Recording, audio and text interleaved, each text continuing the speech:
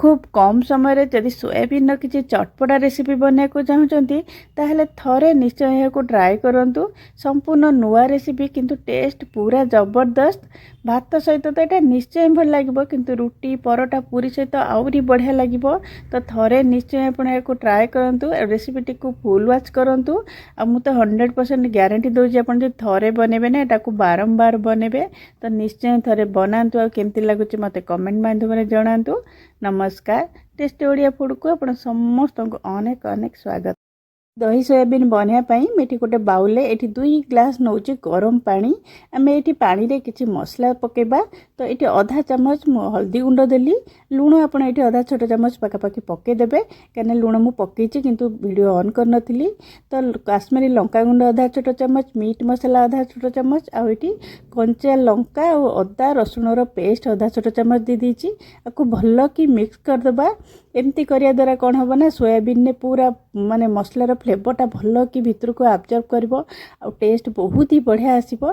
तो एठी मु गोटे कप सोयाबीन दे देली। 200 ग्राम सोयाबीन अच्छी। सोयाबीन को देखिए आपण पानी पकेबे, पानी अत्यधिक देबेनी। तो ये देखो ताको कभर करी गोटे रु 2 घंटा आपण एटाको कभर करके छाड़ीदेवे। तो ये देखो आउ गोटे बाउल नहीं कि मुझे 150 ग्राम दे दूची दही। तो पूरा फ्रेश दही ने, खट्टा दही ने बिल्कुल। तो ये लुण देदेबा दही रे।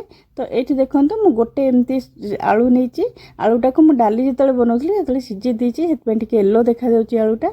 तो आलूटा बेसी अत्यधिक सीझेबेनी। तो ठंडा है मुझे छोट छोट पीस करके आलूटा को काटी नहीं। तो आलू को काटला ये आम देदेबा दही रे ये ऐड करदे आलूटा को। तो ये मु गोटे छोट चामच पखापाखि चिल्ली फ्लेक्स देउची। तो आ जगह आप चाहिए राग लंका गुंड भी दे पारिबे। माने राग राग टिके लागले टेस्ट बहुत ही बढ़िया आसता है। चिल्ली फ्लेक्स देले ना देखिया भी बहुत ही बढ़िया लगे। तो आपको भल कि मिक्स करदबा। गोटे 2 मिनिट पखापाखि भल कि फेंटी देबे। ताको एबे हमें साइड रखीदबा। तापर नेक्स्ट स्टेप को जीवा। ये देखो गोटे घंटा पर मुझे देखा सोयाबीन आमर भल कि भेदी गलानी। मिनिमम गोटे घंटा निश्चिंत भेदेवे। जदि माने गरम पानी रे भेदुचन तो जल्दी भेदी जीवो, गोटे घंटा लगे। जदि आप ठंडा पानी रे भेदिया चाहते खरा बेले एटा बनइबे लंच रे तो सकाळू आपण याको ठंडा पानी रे बतुरे देबे। तो 4-5 घंटा को माने ठंडा पानी रे बतुरे की रखीदेले भी सेटा हो जिवो। तो ये देखो मुझे भल कि चुपुड़ी नहीं। तो एबे गोटे कड़ाई बसैकी एठी मु 2 चामच दे दोची तेल। तो मुझे सोरिष तेल यूज करची। आपण जो तेल आपण यूज करें। तो ये देखो लो फ्लेम रे आपको 2-3 मिनिट आम भाजवा। अत्यधिक माने कड़क भजा को करबानी। हल्का जमती लाइट कलर टिके आसीबो ना सेतिकी पर्यंत आम एटा को भाजवा। 2 ରୁ 3 मिनिट लगे। आपण ये देखि पारुथिबे केमती कलर आछि। सेमती ही भाजवा। आपड़ कौटू मोर वीडियो देखुं ना निश्चय मत कमेंट मध्यम जनइबे जद्वारा कि मुझे गोटे थैंक यू जन पारि। आपण मान कमेंट देखले भी मत बहुत ही खुशी लगे। तो निश्चय जनइबे। एबे से कड़ाई रे मु आउ 2 छोट चामच तेल दे दूची। तेलटा हल्का गरम हेले ना पूरा लो फ्लेम गैस को करदेबे। एठी आधा छोट चामच काश्मीरी लंका गुंड आ गोटे छोट चामच मु दे दूची कस्तूरी मेथी। पूरा लो फ्लेम रे जस्ट टिके गोलेबे। तापरे एठी गोटे बड़ साइज रो पियाज को पूरा छोट छोट काटी के मु एठी देइची। तो पूरा लो फ्लेम रे एटा करिवे नै तो जो मसला गुंडटा पोड़ी जिवो। तो एटा पियाजटा को जस्ट टिके गोलेला परे मु एठी टिके लूण ऐड करची। आधा चामच पाखापाखि लूणटा देखि पकेबे काई आम सोयाबीन भी लुण पकईचे आउ दही रे भी लुण पड़ी। तो किसी सेकेंड आपको गोले की भाजवा लो फ्लेम रे लुणटा पकेले पियाजटा जल्दी सॉफ्ट हो। तो ये 2टा पाखापाखि कंचा लंका को मुझे छोट छोट काटिकी देइची। जदि छोट पिला अच्छी आप कंचा लंका स्किप करें। तो ये अदा रसुण और कंचा लंकार पेस्ट गोटे छोट चामच देली आ टिके हलदी गुंड देली। पूरा लो फ्लेम रे आप मसला जाक सब कषिबे।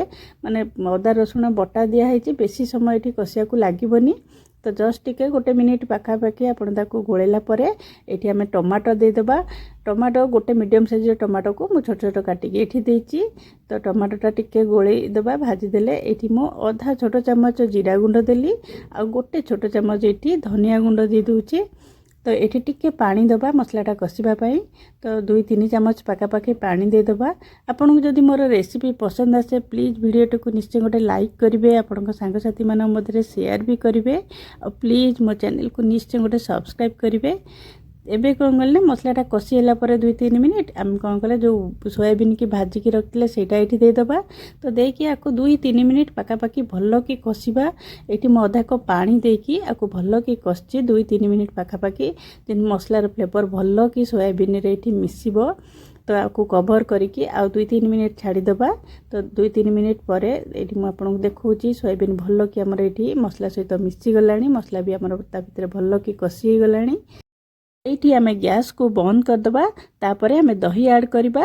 ସୋୟାବିନ୍ ଆମର ଭଲସେ କୁକ୍ ହେଇଯାଇଛି, ତେଣୁ ଏଇଠୁ ଗ୍ୟାସ୍କୁ ପୁରା ବନ୍ଦ କରିଦେଇକି ଦହି ପକାଇଲା ପରେ ଆପଣ ଆକୁ 2 ମିନିଟ୍ ପାଖାପାଖି ଭଲ କି ମିକ୍ସ କରିବେ, ଯାହାଦ୍ୱାରା କି ଦହିଟା ପୁରା ସୋୟାବିନ୍ରେ ଭଲ କି ମିଶିବ। ଆଉ ଏଇଠି ଗୋଟେ ଜିନିଷ ଧ୍ୟାନ ରଖିବେ, ଜମା ବିଲକୁଲ ବି ଖଟା ଦହି ନେବେନି, ପୁରା ଫ୍ରେଶ୍ ଦହି ନେବେ। ଟେଷ୍ଟ ବହୁତ ହି ବଢ଼ିଆ ଆସିବ। ଯଦି ବି ଦହି ଖଟା ଅଛି ନା, ଆପଣ ଦହିରେ ଅଧା କ୍ୱାଣ୍ଟିଟିର ଦହି ନେଇ ଅଧା ପାଣି ଦେଇକି ଆପଣ ୟୁଜ୍ କରିପାରିବେ। ତ ଏଇଠି ଆମର ସୋୟାବିନ୍ ବନିକି ରେଡ଼ି ହେଇଗଲାଣି, ଦହି ସୋୟାବିନ୍। ତ ଏଇଠି ଟିକେ କଟା ଧନିଆ ପତ୍ର ମୁଁ ଦେଇଦେଇଛି, ଫ୍ଲେଭର୍ ବହୁତ ହି ବଢ଼ିଆ ଆସିବ। ତ ଆପଣ ନିଶ୍ଚୟ ଏଟାକୁ ଥରେ ବନାନ୍ତୁ, ଆଉ କେମିତି ଲାଗୁଛି ମୋତେ କମେଣ୍ଟ ମାଧ୍ୟମରେ ନିଶ୍ଚିନ୍ତ ଜଣାନ୍ତୁ। ଆଉ ରେସିପିଟି ପସନ୍ଦ ଆସିଲେ ଭିଡ଼ିଓଟିକୁ ନିଶ୍ଚୟ ଗୋଟେ ଲାଇକ୍ କରିବେ, ସେୟାର କରିବେ, ଆଉ ପ୍ଲିଜ୍ ମୋ ଚ୍ୟାନେଲକୁ ନିଶ୍ଚୟ ଗୋଟେ ସବସ୍କ୍ରାଇବ୍ କରିବେ। ଆଜି ପାଇଁ ରହିଲି, ପୁଣି ଆସିବି ଆଉ ଗୋଟେ ନୂଆ ରେସିପି ନେଇକି। Bye bye.